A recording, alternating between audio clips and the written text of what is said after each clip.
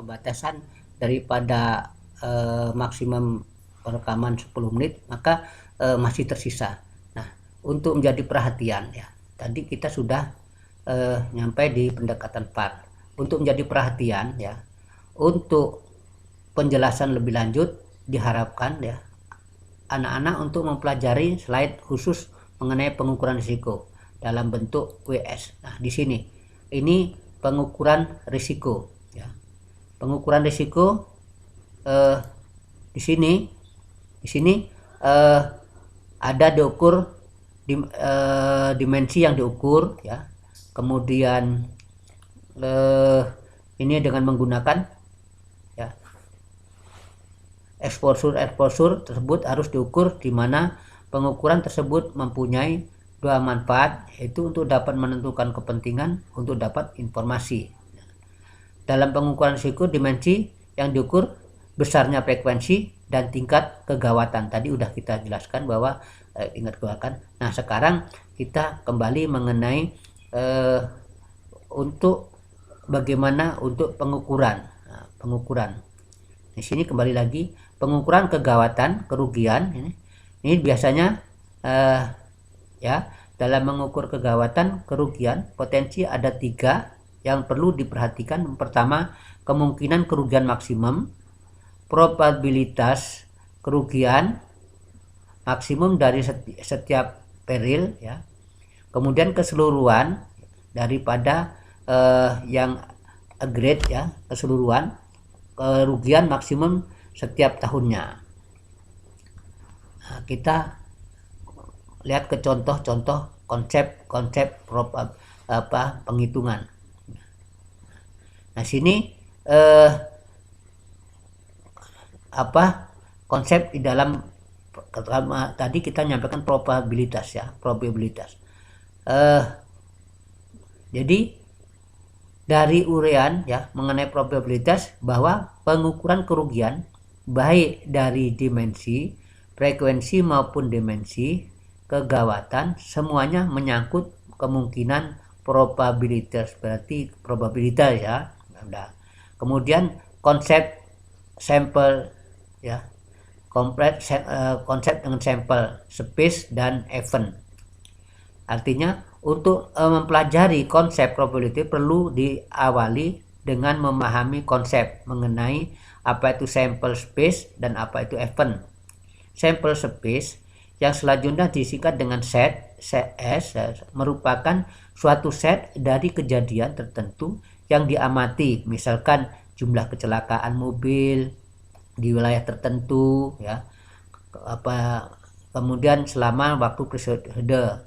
Kemudian suatu sampel space biasa terdiri dari beberapa segmen yang diatur subset atau event yang selanjutnya disingkat dengan set E ya, yang merupakan bagian dari set S. Misal, jumlah kecelakaan mobil di atas terdiri dari segmen mobil pribadi dan mobil penumpang.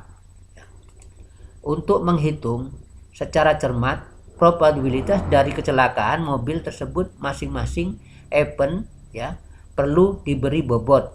Nah, seperti contoh ini. Misal, untuk mobil pribadi diberi bobot 2, sedang untuk mobil penumpang diberi bobot 1, maka probabilitasnya dari kecelakaan mobil tersebut dapat dihitung sebagaimana bila probability ya, E per S, apa tadi E? E tadi setnya ya, sedangkan S apa? S. Nah, S itu setnya kan. Nah, ini bila dengan dibobot P-nya W ya, W kali W ya.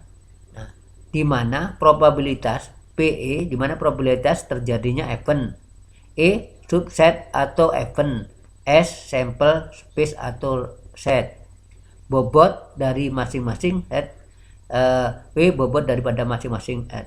Dari catatan polisi diketahui bahwa jumlah kecelakaan mobil di kota tersebut selama tahun 95 sebanyak 10.000 kali, di mana dari jumlah tersebut yang 1000 menimpa mobil pribadi dan 9000 menimpa mobil penumpang umum.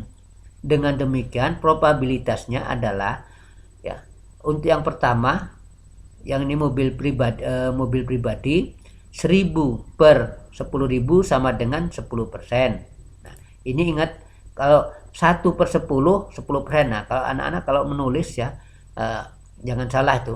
Berarti 0,1 ya. Kemudian dengan kendaraan secara ini gabungan ya penumpang.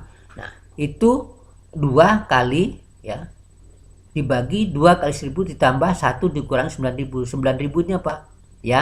Nah ini kan di sini tadi dibobot ya. Ini adalah 2 kali ya. Nah, di sini kan untuk mobil pribadi adalah 2 kali ya. Sedangkan mobil penumpang umum 1 kali ya. Sementara ya ini contoh untuk umum itu diberi bobotnya 1, untuk penumpang 2. Namun untuk penumpang itu kejadiannya 9.000 kali, sementara kalau untuk pribadi hanya 1 kan gitu ya. Nah, sehingga untuk yang kendaraan secara umum 2 kali 1000 bobotnya kan gitu, 2 kali 1000 ditambah dengan 1 ya, ditambah 1000 yang ini, sehingga untuk kendaraan penumpang ya itu mempunyai bobot 18,8%. Dari hasil perhitungan di atas bahwa besarnya probabilitas yang dibobot 18,18% berbeda dengan tanpa dibobot. Kalau nggak dibobot 10%, tapi dengan dibobot jadi 18 bedanya ini. Nah, dan ini untuk selanjutnya nanti bisa anak-anak perhatikan ya. Nanti contohnya Bapak kirim. Nah, kena event ya dan lain sebagainya. Nah, ini contoh-contoh perhitungan dan pengukuran daripada risiko ya.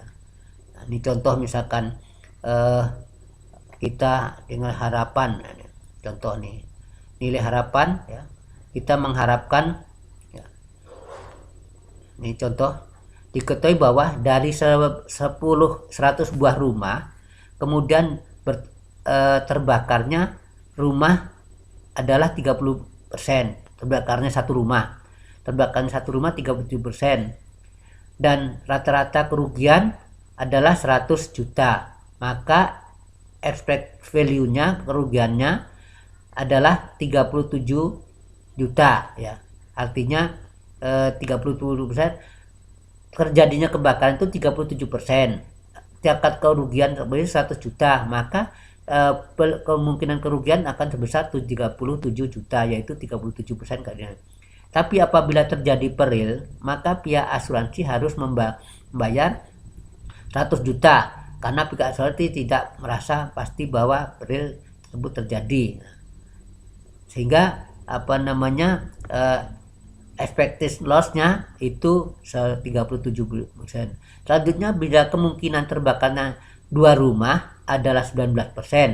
Jadi kalau satu rumah kemungkinan 37%.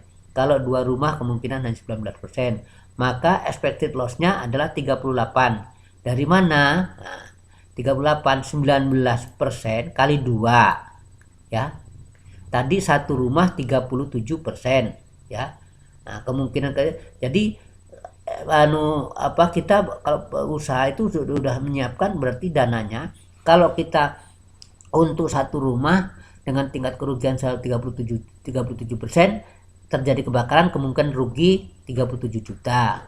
Tapi kalau 2 rumah kemungkinan probabilitasnya 19%, expectors-nya maka 38 juta. Dari mana? 19% kali 2 rumah ya, kali dengan 100. Nah, dan seterusnya.